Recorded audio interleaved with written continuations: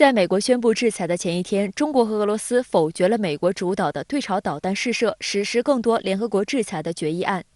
13 votes in favor, 2 votes against, 0 abstentions. The draft resolution has not been adopted owing to the negative vote of a permanent member of the Council. 根据议事规则，安理会决议草案必须获得至少9票赞成，且5个常任理事国均不反对，方可通过。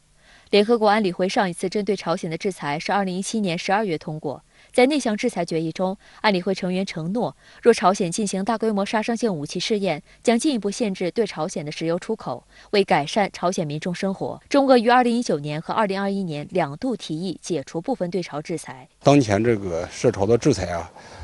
差不多是涉及到朝鲜外贸的95%以上，再加上近2年多一点，因为疫情的爆发，朝鲜呢把这个国境呢封闭了，它和外界的联系呢，应该说也是几乎没有，也是中断。所以这个时候，我想再去追加对朝的制裁，实际上呢，除了引起朝鲜更强烈的一个反应，我想不会解决任何问题。中国和俄罗斯的代表在表决后指出，他们反对更多的制裁，强调现在需要的是朝鲜和美国之间重新展开对话。Эпидемиологическая ситуация там крайне сложная. Мы считаем, что это совершенно безответственно предлагать новые санкции тогда, когда северокорейцы столкнулись с вызовом, который должен, наоборот, был бы позволить нам рассмотреть возможность оказания помощи стране для его. 中国驻联合国大使张军在做解释性发言时指出，安理会制裁是手段，不是目的，一味依赖制裁无助于解决半岛问题。张军进一步表示，最近美国大力推动印太战略，这同半岛局势的最新发展有着必然联系。他强调，朝鲜半岛问题如何解决，关键并不在于安理会是否再通过一个新的决议，作为他们搞所谓印太战略的棋子。但如果有些人心里做的是别样的打算，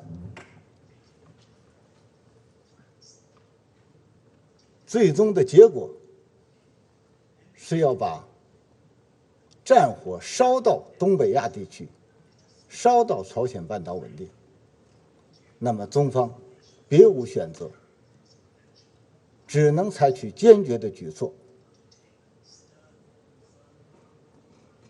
为维护半岛和平稳定，为维护亚太地区和平稳定，履行我们应尽的责任。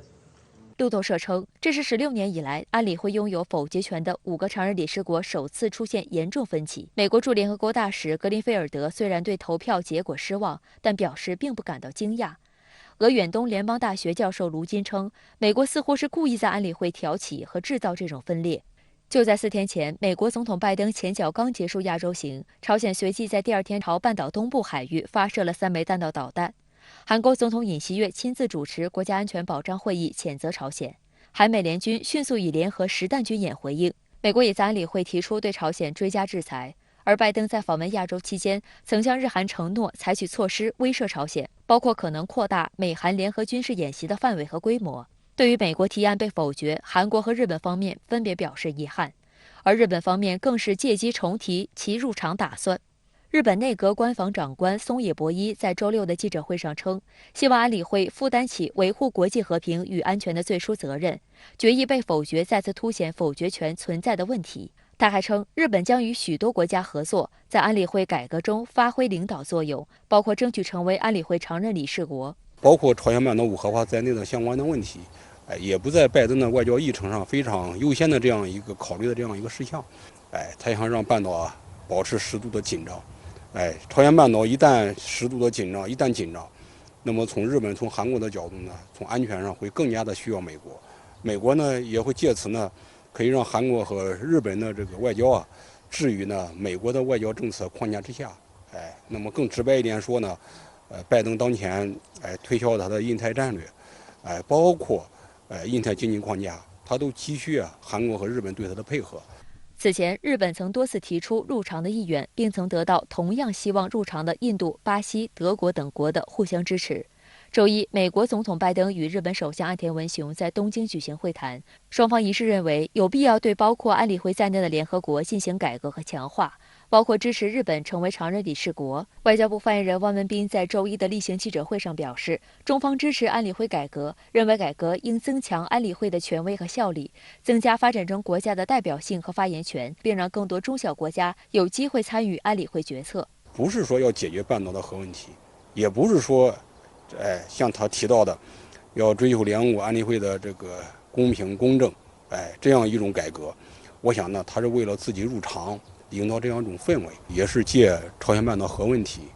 服务于自己的这样一个小的心思。与此同时，为应对朝鲜可能进行的第7次核试验，美日韩的朝核问题首席代表还计划下周5在韩国首尔举行会议。三方代表曾于2月在美国夏威夷檀香山进行磋商，这也是韩国新政府成立以来首次进行朝核事务双多边磋商。这次会面，想必会发出对朝非常强烈的信号。那么朝鲜呢，我想想必也借这个机会，肯定也再一次示强。